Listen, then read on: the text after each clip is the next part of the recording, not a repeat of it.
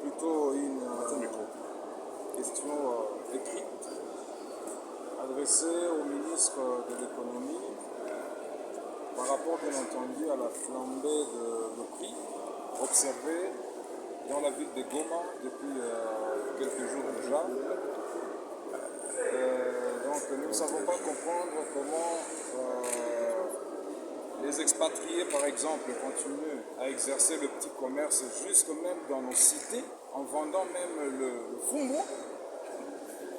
Nous ne savons pas comprendre non plus comment est-ce que l'économie est extravertie à Goma. On importe même la tomate, les arachides, le piment à Gisenyi au Rwanda. Et lorsque Modeste Mouting a écrit un livre, RDC, la République des inconscients, on va penser que c'est une autoflagellation alors que c'est une interpellation.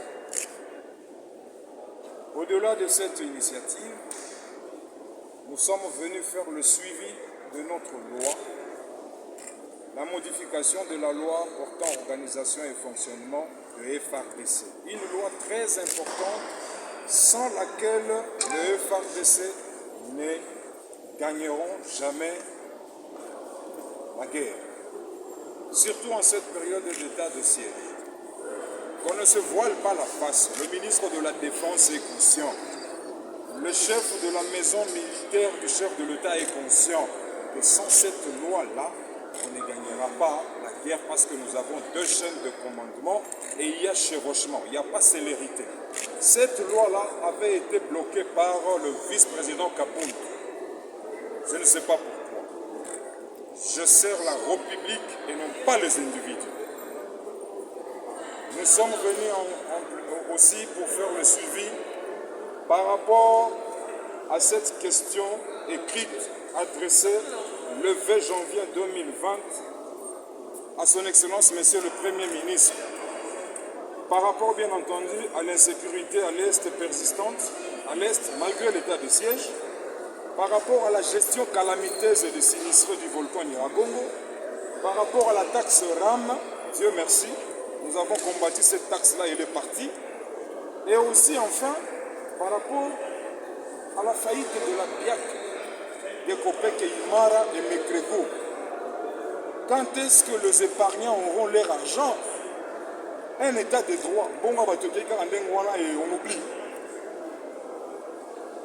Selon le règlement intérieur, la question écrite peut être déposée, peut être posée pendant ou en dehors de la session.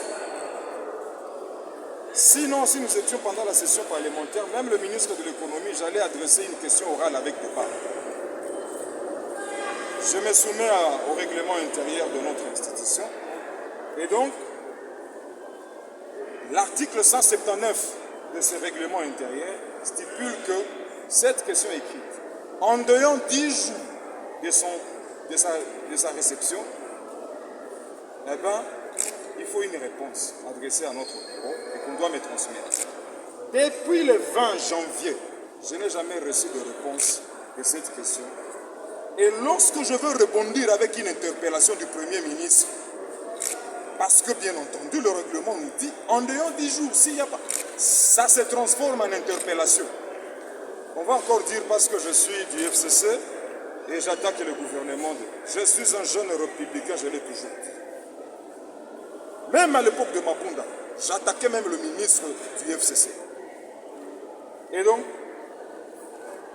autre chose, c'est que tout à l'heure là, je vais me diriger vers le bureau du ministre de l'EPST parce que je viens d'apprendre, mes électeurs m'ont informé, mes parents du moins, que le gouverneur militaire au Nord Kivu a fixé le frais de participation aux examens d'État à 120 000 francs, ça fait 60 $. Une province est sous état de siège avec les restrictions.